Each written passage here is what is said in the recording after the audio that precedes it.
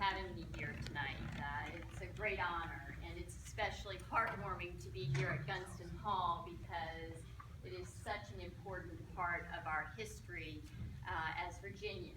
And we have such a strong history as Virginians in leadership.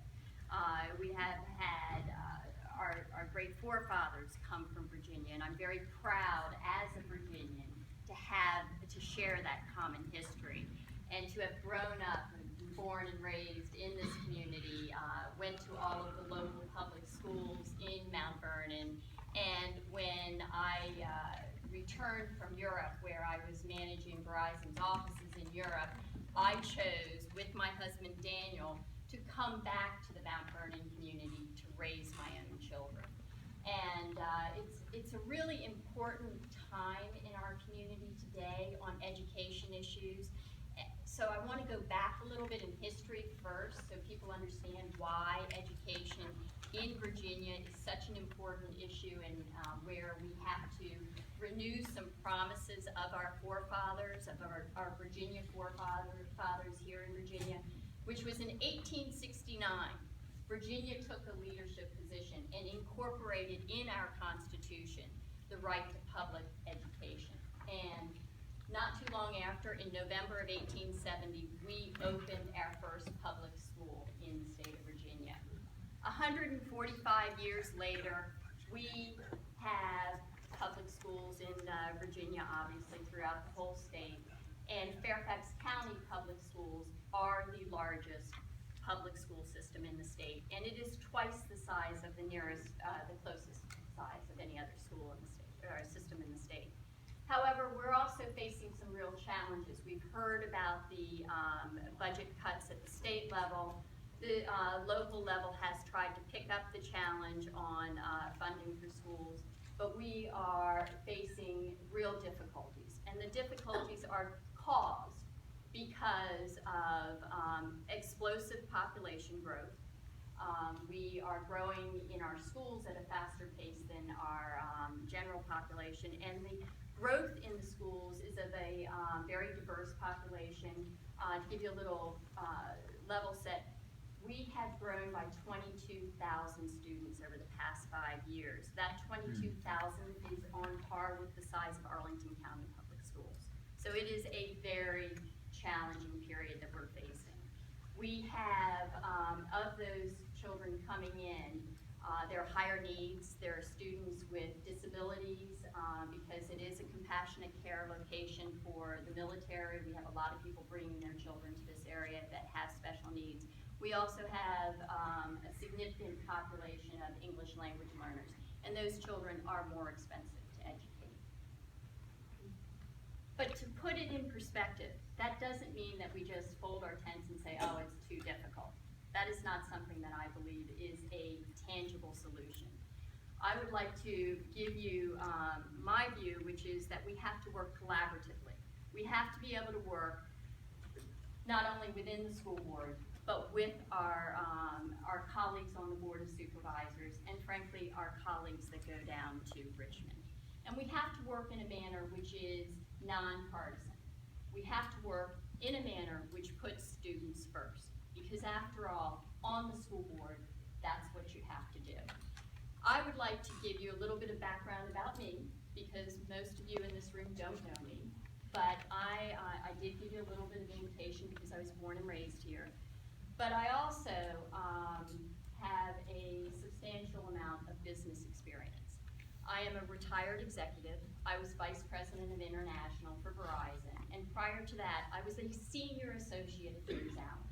Booz Allen actually helped me get to Europe, where I finished my master's degree with a joint degree from Boston University and the Vrije University Bruxelles. And then I went to work for one of Booz's clients, which was Verizon. And in that role, I served on boards of directors of our operating companies overseas, as well as on some operating committees. And so I had responsibility for dealing with complex budgets similar to what we are dealing with here in Fairfax County Public Schools. Subsequent to retiring from Verizon, I focused on all things kids and on our community. So I went on the board of Inova Children's Hospital, their inaugural quality board, to work on issues for the hospital system. I also got involved in our schools. I rolled up my shirt sleeves and got involved because our kids deserved it. And I was the PTA president at Bellevue. I was the PTA president at West Potomac High School. I raised tens and tens of thousands of dollars to support our students in the schools. I also went on the board, I got appointed to the Advanced Academic Programs Advisory Committee. And I did that because I was concerned about some issues and the lack of a accelerated math program in our elementary school. So I got myself appointed to the advisory committee, and then I was elected as the chair of that advisory committee. And as the chair of that advisory committee, I succeeded in getting change and getting accelerated math in our schools. I then did numerous other things, including bringing fundraising opportunities through Odyssey of the Mind and other programs. And I am committed to making a difference in our schools, ensuring that we have the resources we need, ensuring that we get all of our schools fully accredited, and extending business and community partnerships, similar to what I have already done for West Potomac, to all of the schools in our community, to ensure that we have equity and excellence. The zip code should not determine the quality of education a child gets in Farifax County. If you have any questions, please let me know. If we don't have time now, I will wait in the back and I will be happy to answer any of your questions. Yes, sir. What policy specifically would you change if you were on the school board? What would you do differently in the schools? What would I change? I would... Specific policies.